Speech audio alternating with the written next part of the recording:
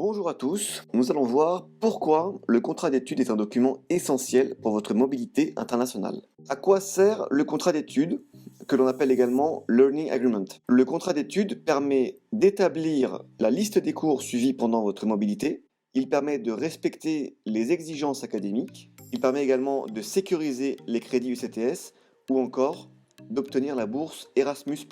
C'est un contrat donc tripartite liant d'un côté l'étudiant en mobilité, le SCE et enfin l'université d'accueil sur la liste des cours suivis durant le séjour à l'étranger. Ce contrat d'études est rempli avant la mobilité et bien sûr il peut être modifié pendant la mobilité.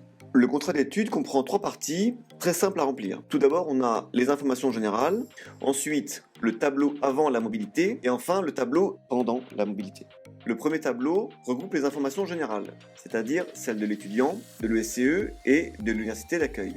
Le deuxième tableau concerne la préparation de la mobilité et la sélection des cours. L'étudiant doit reporter les dates de début et de fin de mobilité avant de compléter ses choix de cours avec l'aide du catalogue des cours fourni par l'université partenaire. Dans l'ordre, vous renseignerez le code du cours, son intitulé, le semestre et enfin les crédits ECTS. 30 crédits ECTS sont nécessaires pour valider votre semestre à l'étranger. Une fois votre contrat d'études complété et signé, vous devrez l'envoyer à votre coordinateur des relations internationales au format DocX ou PDF. Vous devrez ensuite envoyer la copie signée par le SCE au service des relations internationales de l'université d'accueil. Une fois le contrat d'études signé par les 3 parties, c'est-à-dire l'étudiant, le SCE, l'université d'accueil, vous devrez transmettre votre contrat d'études complet en un seul document au service des relations internationales de l'ESCE.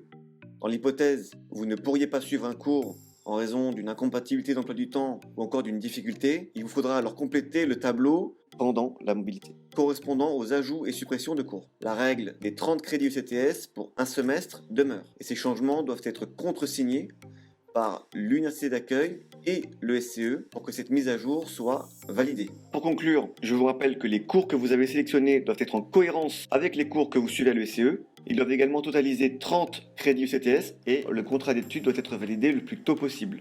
Si vous avez des questions, n'hésitez pas à nous les poser par mail. Je vous remercie pour votre attention. À bientôt.